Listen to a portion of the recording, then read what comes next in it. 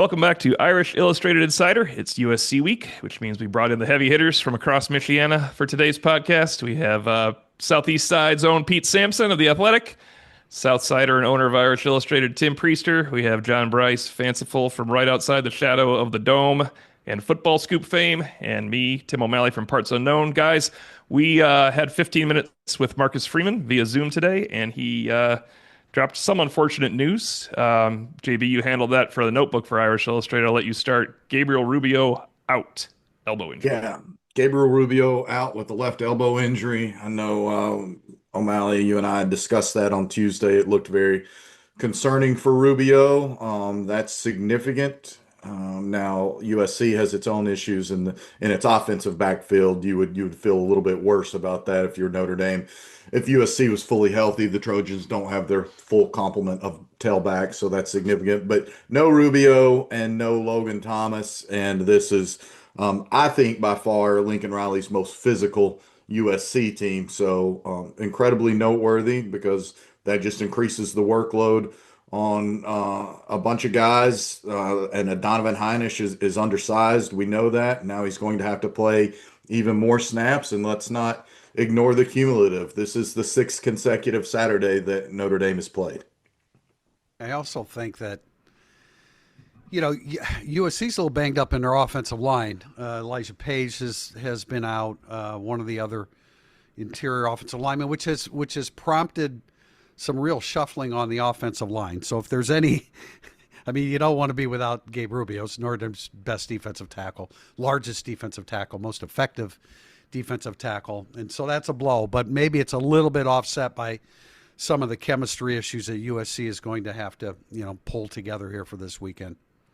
I don't like an offensive line and defensive line driven program being without their starting center and their best defensive tackle. I hadn't thought about it that way. That's a good point. And that takes us to part two of the news. Tim Priester asked Marcus Freeman who would start at center.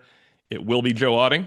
And we speculated that it could be Sullivan Absher in reserve or in quick reserve. Marcus mentioned that Sullivan Absher is not the backup. It'll be Cam Herron.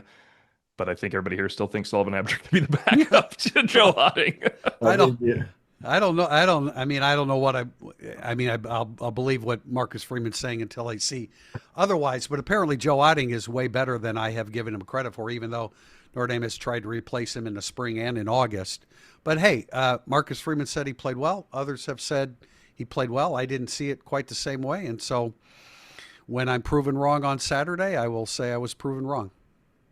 Well, I think of note is that he was talking about the weather, but he's used this similar sentiment on a number of different things. Marcus Freeman said you always got to have a plan. We've got a plan for the weather. We've got a plan at center. And, that plan, especially right now with the season, there's no hyperbole. Notre Dame's season rests in the balance Saturday night. So the plan will be all hands on deck, whatever is needed over the course of the game to help Notre Dame get a win. Final note on injuries, not a change here. Micah Gilbert is out for left hand, in case people missed that from Monday's press conference. Cooper Flanagan has been listed as questionable for the last few weeks, the Achilles. I would not think this would be the impact week. And Jaden Greathouse and Devonta Smith are both still listed as questionable, right thigh and right calf, respectively. Devonta Smith would help Pete Sampson, Yes. I think, more than Jaden Greathouse in this game. Yeah, that's look, Devonta Smith, I think, like if you play him and the calf goes out and he's lost for November, like I don't want to be like crass about it or like I think you do that. This is the most important game the rest of the way. USC's best player plays the slot. Notre Dame's least experienced / least effective defender defends the slot. So I think if you can get anything out of Devonta Smith, even if it's just a quarter, and that the what you have to pay long term is significant there, I think that you make that investment if you're Notre Dame. Anything from Devonta Smith would be a positive. I'm really fascinated to see, it was brought up to Marcus Freeman Monday about what they do with Leonard Moore, and he said he'd put him on Mekhi Lemon if they had to. I'm really interested to see that because I know that Lemon runs from the slot like 2/3 of the time. Let's say what happens if you put Leonard Moore on him? Now, not your typical USC wide receiving core. It is Mekhi Lemon and Jacoby Lane, and Lane's more of a, kind of a specialist, move the chains, red zone guy. And, so let's say you put Leonard Moore on him, and he gets 10 targets a game. So they way overemphasize him. So let's say you put Leonard Moore on him, and that's not a comfortable fit for Leonard Moore either. He's not used to defending the slot. He's a great player. That's what I'm I sure think he can is do it. important. Yeah. Yeah, I'm sure he can do it, but it's football, and it's matchups, and it's practice habits and what you're accustomed to. But let's say you put him on him, and you prevent them from getting 10 good targets to him. Then what's the trickle down effect to the rest of the wide receiver core? How does that impact Christian Gray and who he's going against? How much more or less would be more, I guess, would you emphasize the tight ends? I'm really, we always talk about these games within the game, and then the game starts, and it's hard to follow that because you're trying to, chart everything else. I think we're following that this time. But I'm really interested. I'm very, very interested in sitting next to T.O. and talking about that throughout the game. I mean, I just things have changed in the last year, obviously, for USC's receiving core, but Jacoby Lane is the guy that had 3 touchdowns last year against Notre Dame. He had 2 against Christian Gray, and he had 1 against Leonard Moore. The Leonard Moore one was the last play of the game, basically. I was standing right next to Tim Priester and Jimmy Clausen when it happened. The ball touched Leonard Moore's hand. Jacoby Lane caught it, and Leonard Moore got up and just gave the old damn, because the game ended, on the touchdown, basically. But we're going to get into Christian Gray later. I think we have a question on Christian Gray, actually. But Priester, that's a great point. I'm going to turn over to these guys because if Leonard Moore's good at covering the slot, we don't have a conversation. There's no conversation here. Right. I just so if you move Leonard Moore to slot, then do you move Christian Gray to boundary and then start Mark Zachary? Essentially, are you changing 3 positions to get better at one? Exactly right. For the record, Jacoby Lane has 18 catches and 2 touchdowns. So he has not been a guy that they've targeted. He's been out. He's been hurt a little bit according to Ryan, but yeah. Okay. Yeah. So Well, we'll see. Real quickly on Jacoby Lane for whatever it's worth, and he had Jeremiah Love as his number 1 running back and number 2 draft prospect, and he had Jadarian Price as his number 3 overall running back. Mel Kiper has both Lemon and Lane as first round draft picks in his latest mock draft for ESPN. So when we talk about Lemon and talk about Lane, let's note they're both viewed as Sunday players, and Sunday players next year, not Sunday players down the road. Good, though, that Zachariah Branch is gone. Go ahead, Pete. Yeah, I was just going to say, Mekhi Lemon, this is PFF, 56 targets, 44 catches. Lane, 24 targets, 18 catches. But Lemon's at 78.6% reception percentage. Lane is at 75. Those are really impressive numbers for outside receivers. And I realize Lemon works in the slot quite a bit, but this is a really effective offense. Fairly big recruiting weekend coming up. Remember those days, Pete Sampson? Chasing down the 50 official visitors, or whatever it used to be. Well, it's 70 unofficial visitors. What happened with Eric Armstead? Will he commit to Notre Dame? There is no T. Shepard and Deontay Greenberry coming this time, but 5-star Ohio State wide receiver commit Jameer Brown, Huber Heights Wayne. I am informed by our Eric Thomas that there is concerns among the Ohio State Buckeye faithful, and by that I mean the fan base, that he might flip. Also, in Priester, I saw you mentioned in Thursday Thoughts, DJ Jacobs returning, 5-star edge from Roswell. As much as you'd like to flip a wide receiver commit from Ohio State, those 5-star edges from Roswell, Georgia, guys, that might be the focal point this weekend. He looks to me like a legit 5-star. He's really, really good. And I just want to remind everybody that, Irish Illustrated's all over this, and we want you to check us out. Eric Thomas, Brian Alt will be handling the weekend coverage, and 70, they're going to get wet. They're going to get drenched. I forgot about that aspect of this. That's not a great game to see. It's probably gonna rain on them a little bit on Saturday night. But they're football players, and it's not. I don't think it's going to be cold. Maybe it will with a little bit of wind mixed in there. But good, incredible group coming in. I just want to make sure that our Irish Illustrated subscribers and those that aren't, that want to be, will check us out, because we'll have all that covered. I have news for those that want to be, but you'll have to wait till the end of the podcast to get that news, guys. That's called a tease as we go in here. All right, guys, USC, want to break down this game that has something to do with someone besides Mekhi Lemon and Jacoby Lane. So why don't we start with, we had a 1,000 questions about the game, which is great. So I kind of moved some up here, but you guys are not going to get credit for them because it's segment one. Indy's biggest offensive advantage versus USC. Start with Priester. Definitely throwing the football against their secondary. Their secondary is comprised of essentially all transfers. They've been a little banged up back there. They are really vulnerable. I think the blueprint is the Illinois game. Illinois averaged 5 yards a carry, had about 171 yards, I think it was. And Altmaier threw for 326 of the 331 that they had. I think that there is a bunch of yardage to be had in the secondary. Rain or no rain, the wind could change that, but rain or no rain, Notre Dame's going to get theirs in the passing game. I agree with that. It's a rare does the weather work against Notre Dame discussion. Like it's pretty much, oh, rain's good. Like they're just going to run the ball anyway. Yeah, we're not used to this every No, week talking about just throwing the damn ball down the field. We're not used to that. USC they're 100th nationally in pass efficiency defense, so they're kind of like more in the Arkansas Purdue mode of teams Notre Dame has played against so far. If I would think that Carr will be able to kind of throw it where he wants to when he wants to. I think that's a huge advantage for Notre Dame. That might be it's in terms of like two units going against each other. Notre Dame's pass game against USC's pass defense, I think, is the biggest mismatch, even though I think Mekhi Lemon versus Notre Dame's nickel is the biggest individual mismatch. Yeah, I mean, all of that makes a lot of sense. Also, and again, whether you love PFF's ratings or not, I think PFF has USC with the highest rated safety in all of college football. So they're not He's got 5 completely, picks, yeah. yeah, they're not completely dead back there.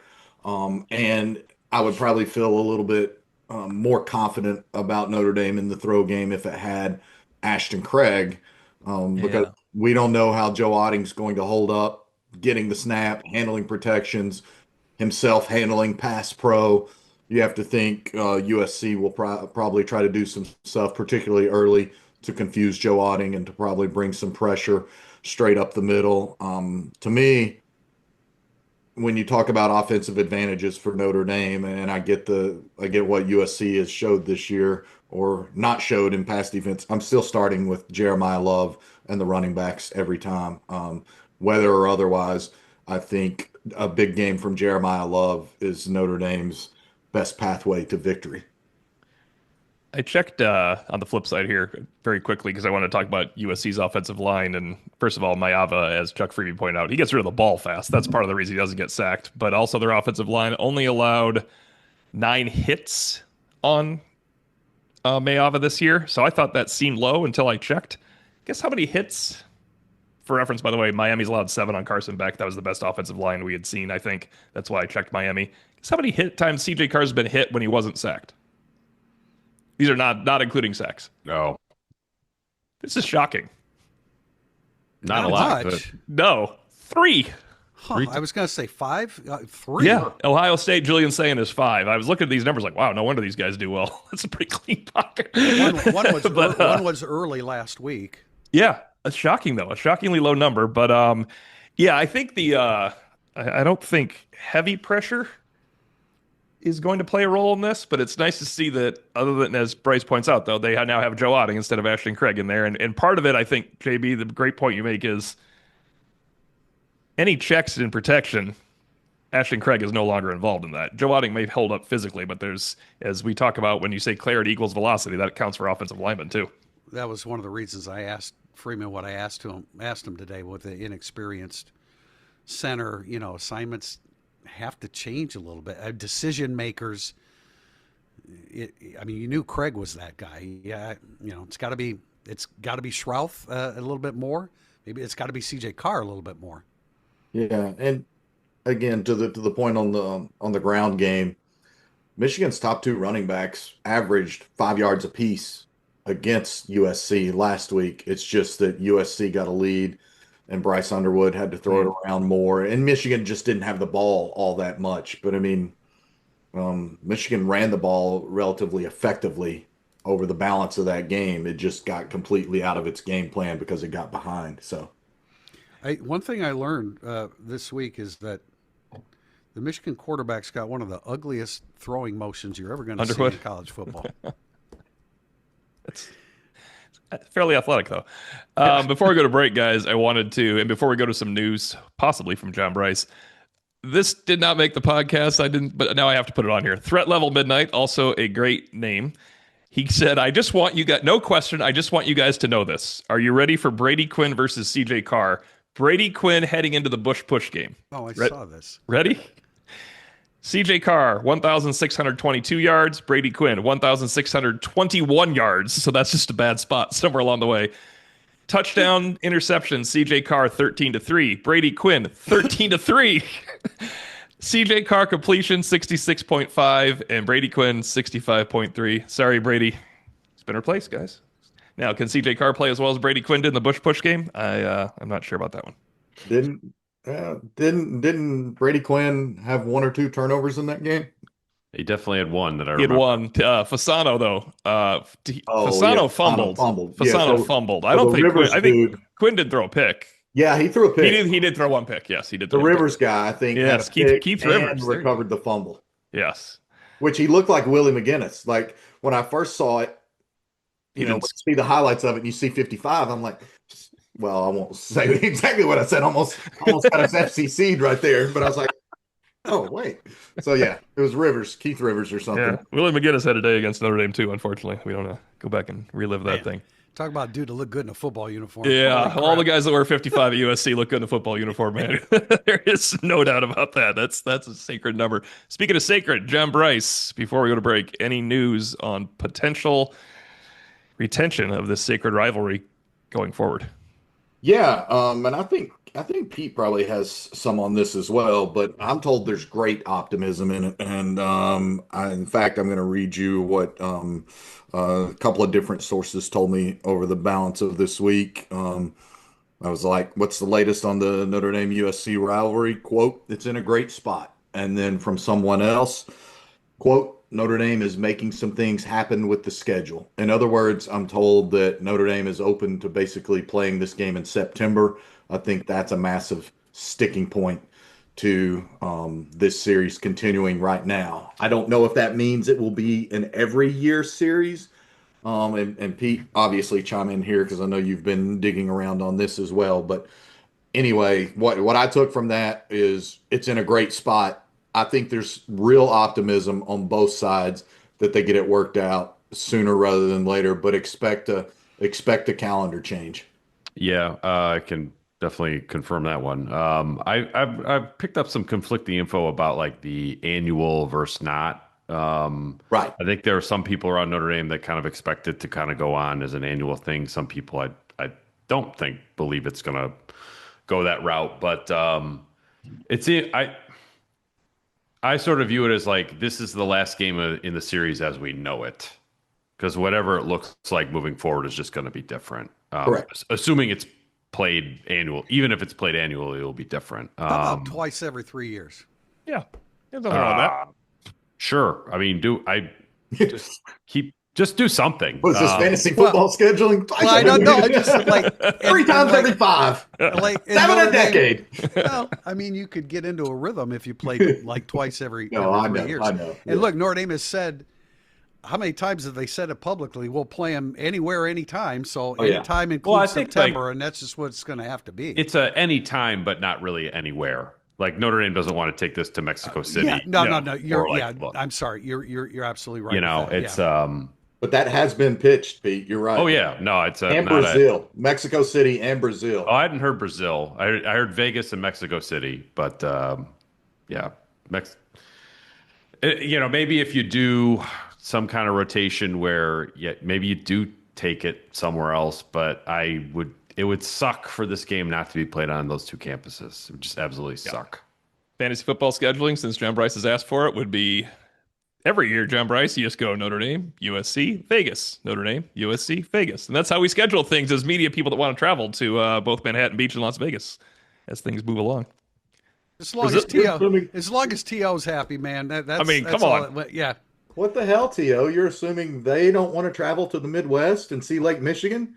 and come into South Bend along the way. It's just that they get to go to, they have to go to Yeah, I Northwestern think all the that. time too. Yeah, I was going to say, Northwestern I won think they'd last like week, to do that. It's West Lafayette that they don't want to go to all the time. because you can't get there. That's the reason. It's the Nobody worst. wants to go there. Yeah, they want to go to Northwestern, but Northwestern won last week. I don't know if you guys caught that or not before we move on. Irish fans, you remember Rocket Ismail, his speed, his signature, his impact on Notre Dame football. Now you can wear his legacy. Signature Pro Apparel's Rocket Ismail collection is officially open for pre-order, featuring premium polos and rugby shirts, each embroidered with Rocket's authentic signature and officially licensed by Notre Dame. Pre-orders ship in mid-November, perfectly timed for holiday gifting. Visit signaturepro.com and use code IRISH20 to save 20% before pre-orders close November 3rd. That's signaturepro.com. Legacy in every thread. We'll be back with segment 2, Burning Up the Boards. With football season in full swing, I've been looking to find the best deal on Notre Dame tickets, both for family and friends, but also as a memorable gift idea. That's why I want to offer the sponsor of today's Burning Up the Boards, SeatGeek, a huge shout out. With over 35 million downloads, SeatGeek is the #1 rated ticketing app. There are more than 70,000 events listed on SeatGeek, including concerts, sports, festivals, and more. Whether you're an Irish fan looking for a ticket to this weekend's clash with USC or any of college football's season-defining matchups down the road, SeatGeek has your back. Each ticket is rated on a scale of 1 to 10, so you know you're getting a good deal. Look for the green dots. Green means good, red means bad. Plus, every ticket is backed by their buyer guarantee. And of course, I have a code for you guys. You can use IRISH10, that's all capital letters and the number 10, for 10% off your next set of tickets at SeatGeek. 10% off any tickets with promo code IRISH10. Make sure you click the link in the description to download the app and have the code automatically added to your account so you can use it again later. Thank you, SeatGeek. Our first question comes from Murphy Bro, and we have a follow-up from Tom Zwiller. He sent us a tweet on this. In what ways, if any, does Chad Bowden's general knowledge of most of the current Irish players' skill set give USC an advantage? Or with new players, player development, and coaching tweaks and personnel scheme, all of which have happened a lot since January, is there any real insight Chad brings to the USC coaching staff? Would it be negligible at this point? How do you guys feel about that? I was very interested to see Deanton Lynn talk about Chad's impact this week and talk about it publicly. I wanted to ask Marcus about that today because I feel like that's probably some very overt gamesmanship from Dan Lynn, who I really like, by the way. I think he's going to be a head coach. But I think it's negligible. I mean, Chad was gone before Chris Ash came in, so he knows personnel. Mm-hmm. He doesn't know a lot as he doesn't know anything other than what he's seen on video about Chris Ash and the way he operates the defense. So, I mean, Chad knows the personnel better than anybody in the building because this roster, particularly, he assembled it all. I mean, he was just ask him; he'll tell you. Yeah, he got Hughes, he got Dawson, he got Fields. Those guys. He was very involved in the recruitment of CJ Carr. But I think it's negligible. I don't think Chad Bowden's on a headset on Saturday. Maybe I'm wrong. Yeah, it's like, I mean, if it was like a coordinator or something, then I might feel differently, but it's not. It's kind of a personnel GM situation. So I mean, for all Chad Bowden might be like, you know what, guys, the Notre Dame's offense is awesome on 4th and 1. We really got to be ready for that. Like, it's like a lot's changed since last year. So I wouldn't expect that whole lot of, like, what are you going to say? Like, you know, you got to look out for Jeremiah Love hurdling people. Like, I get it. You know, these two teams have played each other, you know, ever since Marcus Freeman's been here, since Lincoln Riley's been there. I think they know each other pretty well as is. Yeah, and again, like, I think it's probably gamesmanship. And to be clear, when I got a question with Marcus today, I wanted to ask him about defensive line, defensive tackle with Rubio and Thomas being out. Had I been able to get back in the queue, I did want to ask him about Bowden just because, again, Lynn said that. What, you know, and we know what Marcus would say, but I did want to ask. I think, as usual, two things can be right at the same time. I mean, I think there may be some nuance with players, but these are professional coordinators and head coaches and position coaches. I mean, I think USC has as good an idea as anybody as to what each individual player can do for Notre Dame. So it certainly doesn't hurt USC, but I would agree with JB that, it's more on the negligible side, maybe some clarifications or some nuances about guys. You know what? One thing that would be interesting, I think this could be an advantage. Like Chad's understanding of what Notre Dame's approach was for USC last year, like what Notre Dame thought was going to work, what actually did work, what they kept on the shelf, what they didn't call. That might be kind of an interesting edge where you're just like, hey, last year they really wanted to attack us this way. They didn't. Well, would he have been that dialed into all that? I'm not. Probably. I mean, I probably fairly general. Yeah, like he had a million other responsibilities. I'm not sure. Yeah, especially at that point of the year, that was portal was about to open, and you had all the stuff you had to worry about. That would probably be along the lines of, "What are you doing this meeting? We have to go get Malachi Fields. Please tamper with the right away." Hey, it could be like Chad knows who the players on Notre Dame's roster are that Notre Dame's staff doesn't really trust. Oh, that's true too. That's a good macro, not micro. The other thing I would say is Chad probably knows the operations of Notre Dame's sideline pretty well, and so he can, help USC in that regard. Next question is from Jay Marasco. And Pete, we're going to start with you on this one because we talked about this in August. I'm curious why Denbrock doesn't use Love and Price in the backfield more often, especially short yardage situations. Seems like it would be hard to defend in any situation. Yeah, I agree. However, they don't use it. I asked Denbrock about it, I think, going into the Miami game, and he's like, gave a coy, like, if we were ever to do that, I'm like, okay, that means you're going to do it. And then they didn't. They just haven't made it work. Now, that's the Wildcat. If you want to run Wildcat, that's the Wildcat I want to see. Yes. Well, that question came up, I think, on our message board. And, okay, run Wildcat. So Price would carry it because Love's a better blocker. Right? You could do that any number of ways. I mean, what about, Faison and Love running it? Faison can throw it. He played high school quarterback. Anytime you get Faison involved in something along those lines, I think it's a good thing. One quick running back note, just because I guess it fits this question. Aeneas Williams is fully unencumbered, brace free, is my understanding. So that's if you're ever going to see a third back. I was just about to say, is he fully unencumbered, or is he encumbered by the decision making of the person that will put him in the game? Because I think that might be. He no longer has the RoboCop. Yes. Yeah. It's the Wildcat package and the usage there. And I do like what you're saying, Pete, with the Love Price thing, or the Faison Love, Aeneas Williams Love. But for the first time ever, I thought Buckner Love might work out pretty well, actually, at first and goal at the 2-yard line too. Yeah. I looked into this a lot because people asked that question all of summer, and it seemed ridiculous to me because you just figured you just give the ball to Love, but it's not working. In the Wildcat, I mean. He is 9 pounds less than he was listed at Alabama and Notre Dame when he was the quarterback. I don't know if that matters because he's not taking a physical toll all year. He would be carrying the ball twice against USC and 3 times against Navy, and then not again until a playoff game, or maybe once against Syracuse.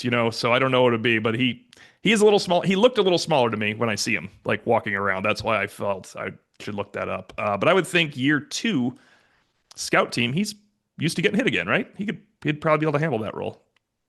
Yeah, I think so. Do you think he's getting hit on scout team? I think I would disagree. Well, actually, yeah. Marcus Freeman just said Blake Hebert is the scout team quarterback. Yeah, but maybe for every quarterback, he's the scout team quarterback for Taylor Green, because that wouldn't make any sense either. I would assume that was Buckner there. We'll have to go back to those notes. I remember when he said that about Blake, but I don't think you're mimicking Taylor Green. Well, didn't he say it about? Wasn't that last week, where he's in reference to Bailey? Or was that? It was last week, wasn't it? Yeah, I think it was last week. I don't think it was Mayava. Yeah. Anyway, I think Tyler Buckner could run the ball better out of the than CJ Carr can block. How's that? Look, when nothing's working in short yardage, everything else sounds good. Have they looked at it? Maybe they've looked at it, but. And I'm not disagreeing. I think it opens up some possibilities, but there's always kind of this perception that, okay, that's not working, so if they do this, that'll work. And that just you would love for it to be that way. I think removing the 11th player that doesn't have a purpose on the field can work. Yeah, I would agree with you there. I'm more like, that's not working, stop doing it. I would agree. I would agree with you there. I'm going to be really happy when when Notre Dame finally solves their 4th and short problems. Jeez. From Dollar Bills, picking up on a thread from today related to some coaching vacancies in Marcus Freeman, is there anything material that Freeman wants for his program that he's not getting? And related to that, we had a lot of questions about Freeman's buyout. I mean, the buyout is irrelevant because we're talking about a buyout for him to leave. Mhm. That might as well be $0. Yeah, because that would just be done. Like, I'm sure there is a number, but it is immaterial. I wrote a big story on this before the season, in terms of like what he wants, where the program is positioned, the sort of architecture and foundations of the whole thing. And I was told flat out he doesn't want anything. Like, he wants more money for NIL. Like, that's the thing that everyone wants. I approve of that decision to get more money for NIL. There's not like, hey, could we build this building, or could I hire this other coach? Like, well, Bavacqua kind of when we met with Bavacqua, he kind of explained that they've gone over everything, and we're sitting in a good spot now. I asked Bavacqua that question and then followed up with people on the other side to make essentially to fact check what Bavacqua said. And I was told, like, no, that's true. Like, Marcus was asked that question and he didn't have some Brian Kelly always had something. Yes. I don't think Marcus has something other than the NIL thing. Kelly never got his building. One of the first things Marcus said was the NIL issue when it was the piddly 20,000 to every player, and he's like, this is not even close to what you have to do for every player, and it sounded so crazy, but it's probably increased 5 times that to every player. Yeah, I mean, that's it. Like, it should never be lost on people that among Jack Swarbrick's final acts was to ensure that Shields Family Hall got built for Marcus Freeman. Read into that as you will. That was not an accident that Jack Swarbrick made sure to get that built right on the heels of Brian Kelly departing. Like, never ever lose sight of that. I can't. The world's most expensive middle finger. Pete, sometimes I get really frustrated at how much better you are at putting things. So I'm giving you a middle finger right now. It's just below my desk. Yeah, that's exactly it. That's a $160 million middle finger. And it looks more and more beautiful every week. NIL is it. I mean, the buyout number is somewhere around 40 million is what was indicated to me. Again, that's irrelevant if somebody made Marcus Freeman an offer he couldn't refuse, so to speak. I don't put a lot of credence into it. I think a year ago, there was probably a few more rumblings about the Florida job and Marcus Freeman. I know Pete has reported and alluded to this some. The quote I was told about Penn State, absurd, flat out absurd. I heard they're incredibly aggressive with it, though, which everybody surprised me. People will continue to reach out to Marcus Freeman. Translation: Marcus Freeman's representation. These conversations go on all the time. Yeah, and look, Marcus has listened before in the past. We all know that. But I still maintain that you only have to worry about him listening in earnest if it's his alma mater or it's the NFL. And people I trust today. Yeah, people I trust have told me that. So I agree. We have a question from Blue Gray Sky 1278. Given Notre Dame's recent inconsistency in the run game, and especially in light of losing Ashton Craig, should Notre Dame hammer the pass more in this game to try to force a light box and open up the running game? You look like you don't think there's a recent inconsistency in the run game, Tim Priest. Well, the short yardage there is, but Jeremiah Love last check, Jeremiah Love and Jadarian Price are running all over their opponents. Yeah, that's part of it, though. Short yardage is part of it. It's a huge part of it. Running in obvious situations. That's why I can't wait till it gets fixed. Yeah, that's a big deal. I always feel this way, and since I don't know, the last 25 years. If you can open up the running game with your passing game, it's a much better way to do it. Unless you're the greatest offensive line and you're not playing a great defensive line. I always feel that way, and I just don't think it happens enough. It happened last week.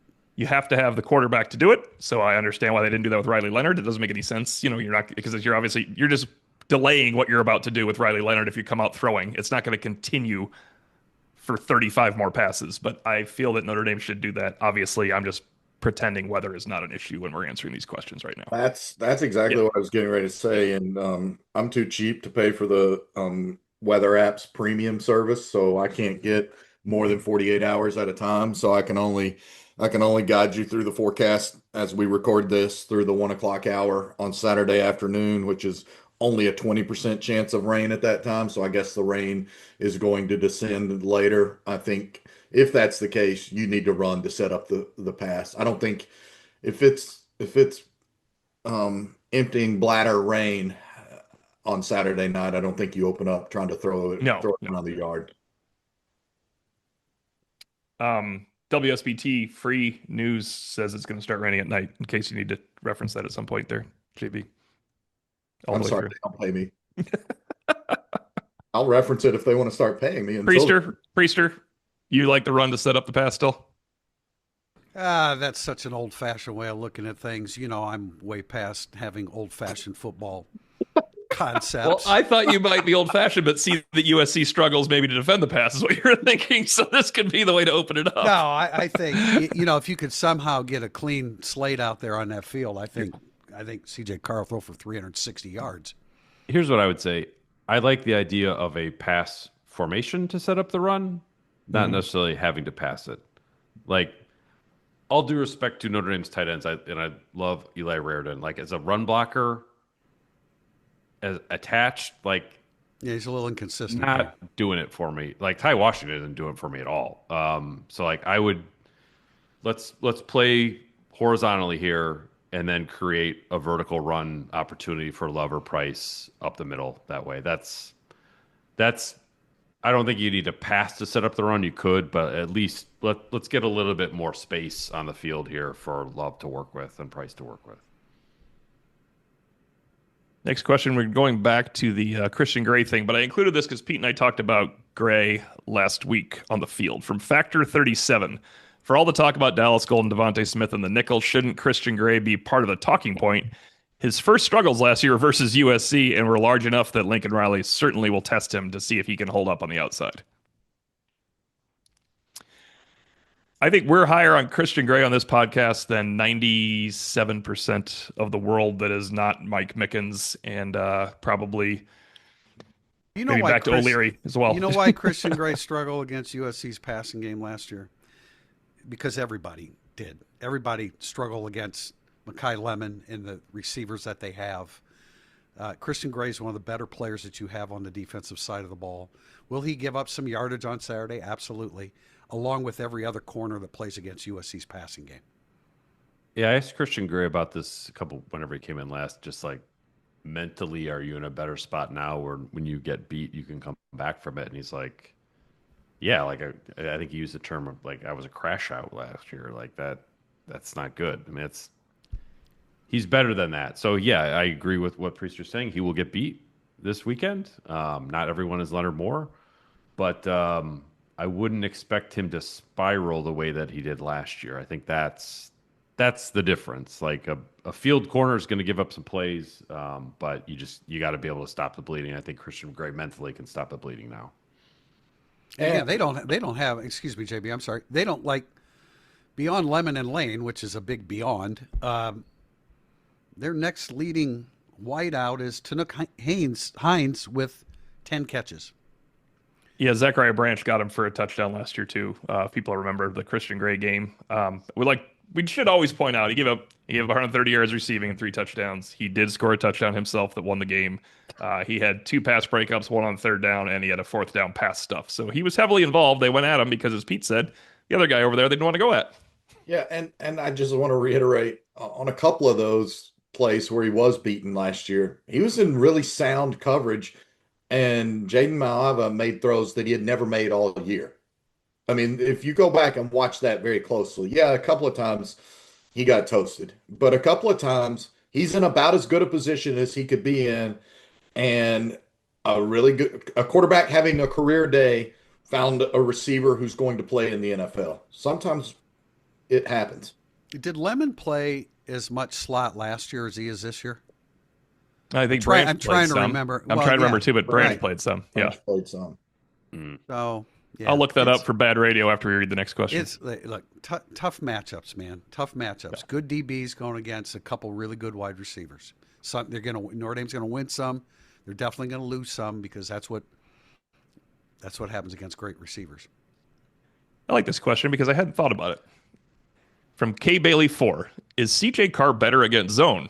Seems like the plays that break down are when the defense is in man and he either doesn't want to throw someone open or waits too long for the perfect play. And I think Freeman spoke about this in the end zone with Fields.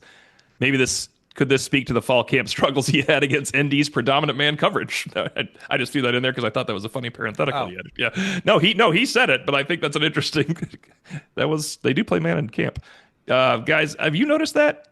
No. Because like when he throws those slot fades, those are against man. Yeah, I think he's really good against zone, though. I think whatever. What did we just say to the last question? Good players make plays sometimes. Yeah. CJ Carr's a good player. Good quarterbacks complete passes against all the coverages. Yeah, maybe to the point about him potentially. I'm not going to say he's better than zone, better against zone versus man. I will say, as I've noted before, he's really good at throwing to the different levels of the defense. Yeah. And again, like his deep throws are freaking beautiful. But I think for me, what I'm most impressed by is what he does at the second level of the defense, how he throws over the in front defender and in front of the in back defender. Like the way he layers the ball is so far beyond a dude that's made 6 career starts. It's incredible. And, I mean, my favorite is Faison going against man coverage and CJ Carr's throwing the football. That's I love the jump balls. That can be about as automatic as it gets. I love the jump balls to Malachi Fields, and there's he'll see some dudes with the frames to match up with him on Sundays. There are very few people on the remainder of Notre Dame's schedule or period that can box out with Malachi Fields and keep him from catching the ball. It looks like they split the slot duties last year between Branch and Lemon. That's what I did during that readout. Yeah, that's a rough. Good question by K Bailey. Question from CMU Pens fan: which 3 Notre Dame players on Saturday night do you see carrying on the tradition of Xavier Watts and will trash talk USC into oblivion? You have to be good for this. That's why I included it, and mine was pretty obvious. Adon Schuler, Tay Johnson, and Boubacar Traore, and Drake Bowen. There's 4. Those 4 guys have something to say at all. And Kingston Villayamoasa. All 5 have something to say after every play.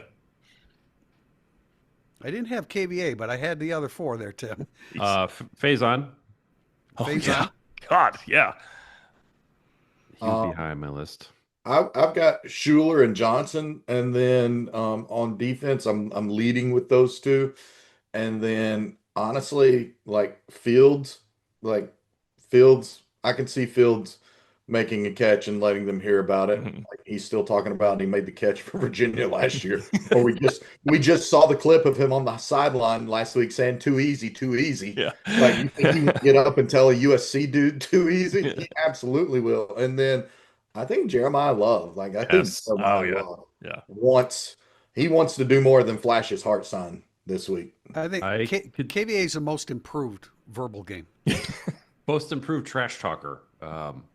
Not the most improved interview, though.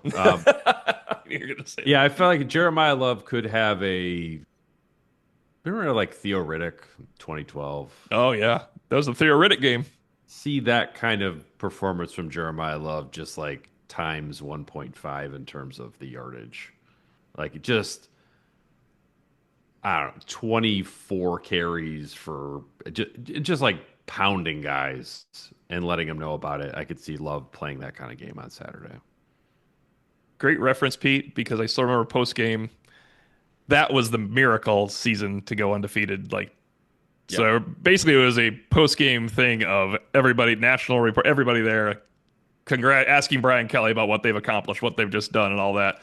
And there was no questions about the game, and we're in that cramped little spot at USC. And I was the last question, and Brian Harden. So Brian Harden's like, "Wait, we have one more." Tim O'Malley. I go, "Coach, Theo Riddick." It wasn't even a question. And he's like, Kelly just went off. He's like, "Oh my God, heart of an Irishman. That's what I wanted out of a running back." I'm like, "All right, well, there's my lead because I needed to write about the game today." Theo was amazing. You could have just said, "Coach, talk about Theo Riddick." Talk about Theo Riddick. Yeah, he was fantastic that day.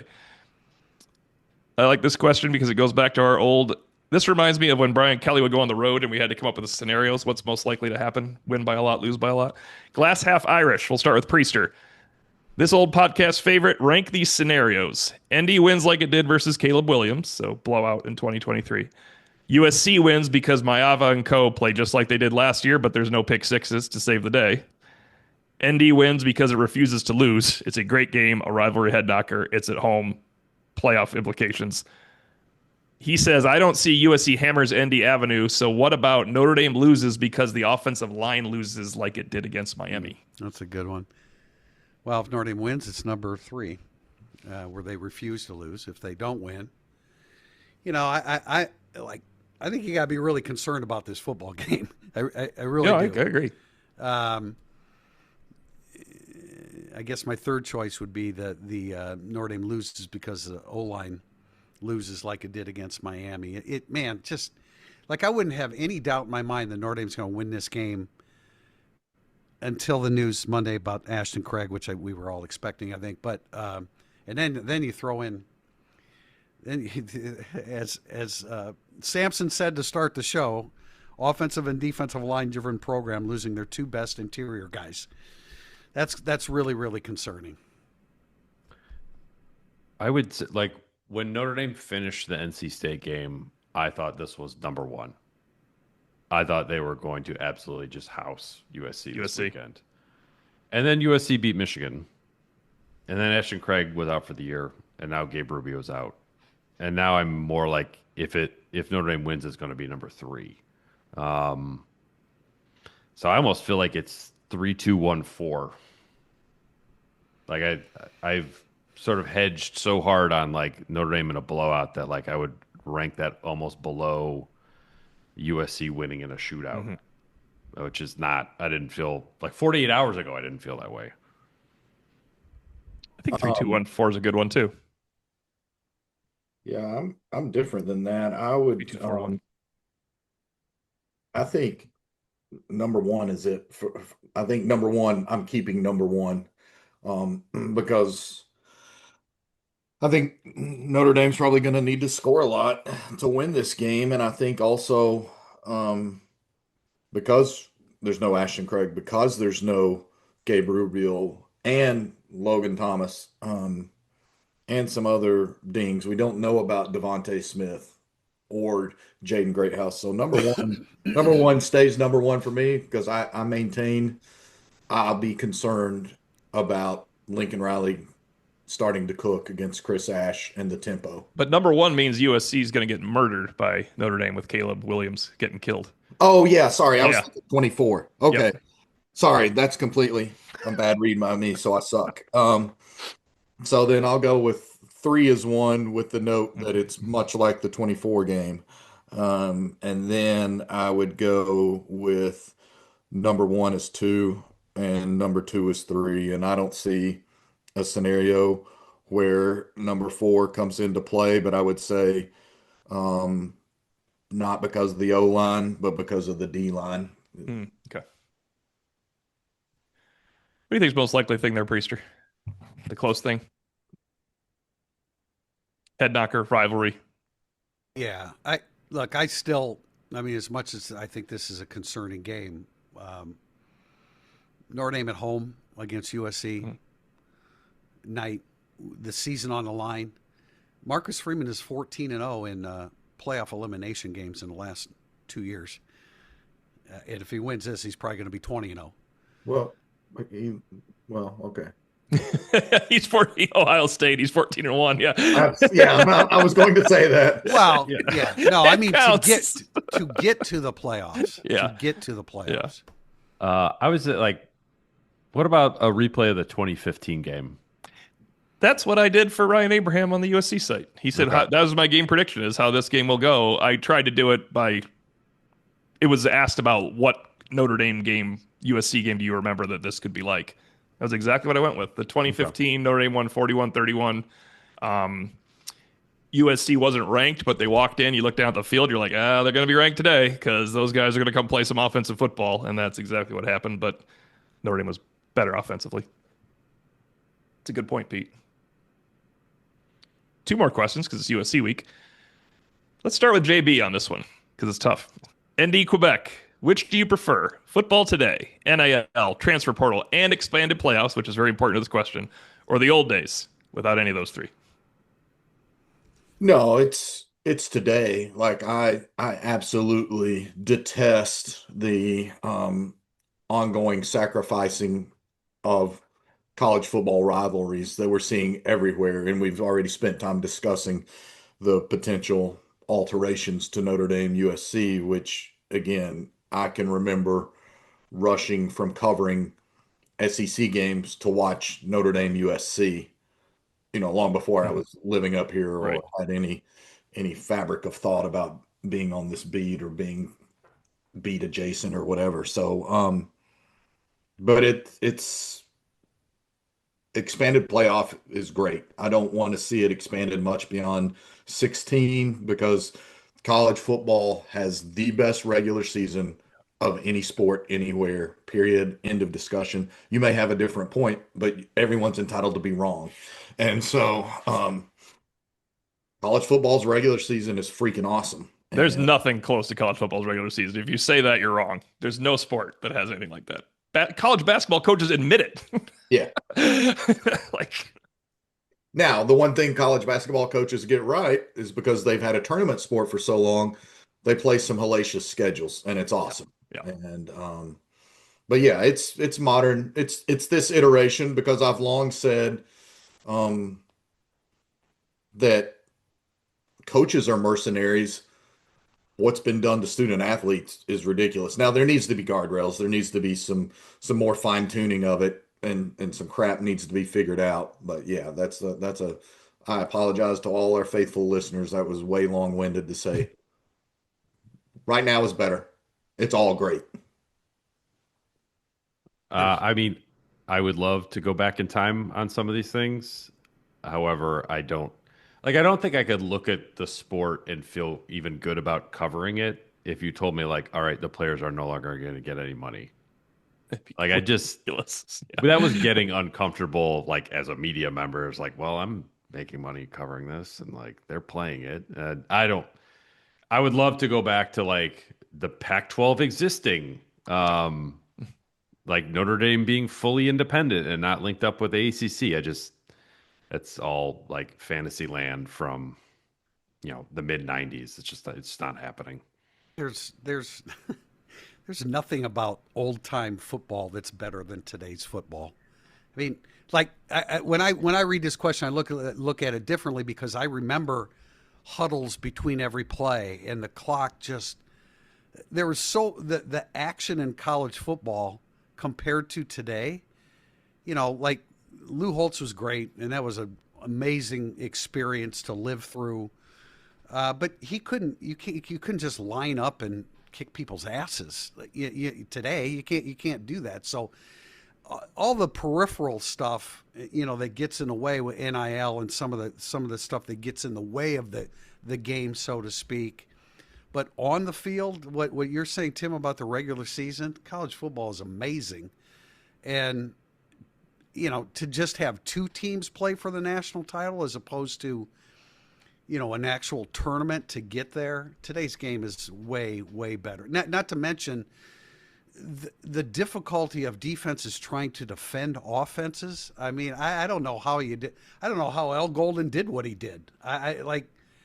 It's an incredible game on the field now, and I love it, and it's better. Like, go back, look at some old film of football games and the huddles and the time between plays. It's hard to even fathom that it's the same game today. Do you know what Brian Kelly said about huddles? Is that when everybody gets together and talks about the last play? That's a great line. That's one of his better lines from the early years of Brian Kelly. I mean, that's pretty good. November was better in the old days because you would knock out Alabama when Auburn would beat them. Georgia Tech, Georgia game would have been the most important thing in the history of the world last year while we were sitting in Manhattan Beach watching it because he'd be knocking Georgia out of it completely. But it is better to have more teams once December. I mean, it's more fun to you get the chance to knock somebody out later, I guess is the best way to say it. I do miss like tuning into Texas A&M and UCLA when UCLA is number 3 and Texas A&M is 50th in the country, and A&M just absolutely hammers them to knock them out of the 2-team championship game. Like those things were fun. I like NIL. I think people don't want players to get paid or they're jealous of it. They need to grow up because coaches leave them all the time, dude. I mean, are you kidding me? How much coaches that don't want players to get paid should sign contracts where they can't go anywhere. Yeah, I was That's just absolutely ludicrous. Think how hard it must be to coach these guys. Really? Is it? You're $9 million. Is it that hard to keep your roster intact? Get someone else. Go to what happened when Bob Davie lost a player? The guy was gone. Now you go get Virginia's Malachi Fields because he beat Christian Gray. I mean, there's a lot of things you can. I don't like guys playing on 5 teams in 5 years. Well, that's what I was. But they're not good though. Those players aren't usually that good. It's that's like what I was going to insert. That guy playing for 3 or 4 teams really kind of takes a little bit away. I mean, I know like everybody's out for themselves, and NIL is fine. I don't have any problem with that. Guys making money, but when it starts to be 3 and 4 teams, I think we're kind of crossing a line there just for the betterment of the game and continuity. But I'm with Bryce that the rivalries are. It's rough to lose the. I love Thanksgiving weekend, rivalry weekend, like Oregon State, Washington State. Oh, I mean Mississippi State are still there, but like those were fantastic to watch. But you can't have everything. That now you have Georgia playing Notre Dame, and then the winner gets to play Penn State. That's a lot of fun in January too. I mean, Colorado, Nebraska. Oh yeah, Nebraska, Iowa. Yeah, those were some just awesome stuff. Well, to my point, Colorado wins 62-28. Nebraska's number 1. I mean, that would be like, all right, we lost. Let's go beat another 4 seed now. It's not. It's just a little bit different when you lose those games now, but still a lot of fun. And I like the fact that Notre Dame can pay people to play for their team because helps us watch good players, retain Jeremiah Love and stuff like that. Final question. I do have the answer to this. Shame on me, ND asks. When was the last time this game mattered this much to both teams? Ooh, boy, you know how many times both teams have been ranked in this game since 2006? Including 2006? Not including 2006. So 2007. 3, right? Like I went back and looked since like 90. This is number 4. This is number 4. Yeah. Like I was shocked even going back to like 93 how rare it is for both teams to be ranked. And so this is like the third time in 4 years, maybe as well. Notre Dame was ranked in 22. Yeah, obviously they're ranked in 23 along with Caleb. Yeah, and this year. So anyway, the last time it meant this much was 2017. Notre Dame won 49-14. 14, yeah. They both had a loss, and they were both 11-13. Notre Dame ended up getting to number 3 in the country before losing to Miami. USC was eliminated because this was their second loss. Yeah, it kind of tends to be the games at Notre Dame just because they happen in the middle of the season and attrition hasn't, right? Yeah, 06 was the last time out there. Both teams had a lot going on, riding on it. Yeah, it was not close. That was unfortunate times. I was at that 17 game set in the bleachers with a buddy of mine who worked for the governor of Tennessee, and we sat in the north end zone. So it was great atmosphere. Fancy. Again, very fancy. Yeah, well, pinky's out, boys. All right, Notre Dame has a bigger game this week than 2017 because that's being played this week. That's how you judge things nowadays, Tim Priester. Your most important thing is the thing that's about to happen, right? Which means we're looking for predictions. Do you guys have score predictions yet? Let's assume the weather's not the worst thing ever. Or are we allowed to not assume that? I mean, well, it's not here yet, so I think you can. Yes. Yeah, I could. I don't. You can supersede Mother Nature if you'd like to. Go for it. I would like to offer my prediction from last week for this game because I hate it. But at the time, I thought that Notre Dame was going to like kind of blow the doors off them, similar to 17. I think Notre Dame will score a lot, but I guess I go Notre Dame 42, USC 27. I have a hard time seeing USC not scoring 3 or 4 touchdowns against this defense because they scored 3 or 4 touchdowns against Al Golden's defense a lot of times. So I don't feel great about it in light of the last week, but I'll kind of ride with Notre Dame 42-27. KB?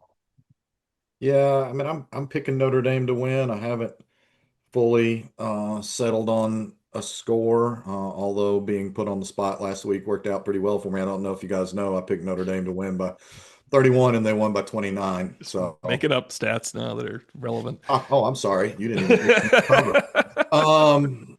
Yeah, I'm taking Notre Dame to win probably in the like 35-27 range. I'm very similar to Bryce's. I'm in that 38-28, and I'm going 10 is the point spread just does not. I don't care what stats you show me. It feels like Notre Dame shouldn't be ranked by or favored by 9.5 over this USC offense. So when you do that, go ahead and have Notre Dame covering. So so I try to look at this like what? Okay, why is Notre Dame a 9.5 point favorite? For me, it can only be that USC's pass defense isn't good enough to stop Notre Dame from covering the spread. That's just the way I look at it. If I'm you I don't know how you feel about that.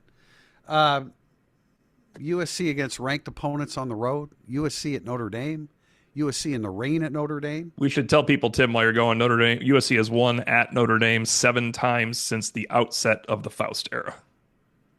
That's 44 years. Right. Notre Dame's won 15, USC's won 7 since then. But more importantly, I mean, this isn't not since it's not the 09, mid not since 2000s. Yeah, it's not the mid 2000s. Not since 11. Yeah. So I just don't like the 2 injuries are huge. The Rubio thing's really bad. The Rubio thing really contributes to it. And the narrative about USC not tough enough. Hey, a lot of national people were picking Michigan over USC last week, but that was at USC, and this is at Notre Dame, and I just think USC has a really, really difficult time scoring more points than Notre Dame because Notre Dame's defense is better than USC's. Yeah, that's a good way of looking at it. I have a couple things here from Zwiller. Going into week 7, the Seattle Times had teams traveling at least 2 time zones as 11, 23, and 1 against the spread. That's not good. Guys, Pete Sampson especially. 2011, the last time, we talk about this game a lot, the 2011 game when USC, Notre Dame just face planted. That's when they brought in music and Crazy Train and the helmets got golder and everything got worse. The point spread in that game was Notre Dame minus 9.5. Oh, Jesus. Ooh. Tim. Ooh. Why, can you get back to the Quinn Carr stats? Those were good stats, actually. Yeah, that game was hard to take if you're. Remember, we just fell for it thinking Notre Dame was good. They won 4 in a row. Guess how many they won? They won 4 in a row after an 0-2 start. By the way. Oh Lord. Anything else? The worst podcast. Any other direct correlations? Marcus Freeman was 70 visitors. There was a lot of visitors at that game. It was. Eric Armstead was here. I made the reference to him. That's it. It's over. Yeah. Mary Todd Lincoln O'Malley has entered the podcast. Oh, this will really, Jack Freeman's going to like the way into this podcast because this is the reason you live in parts unknown is because people would be tracking you down right now. Before you board your plane or begin your road trip to South Bend, remember we have an ongoing 60% off yearly VIP membership deal at irishillustrated.com where you don't have to hear me talk about all the things that correlate to the 2011 game.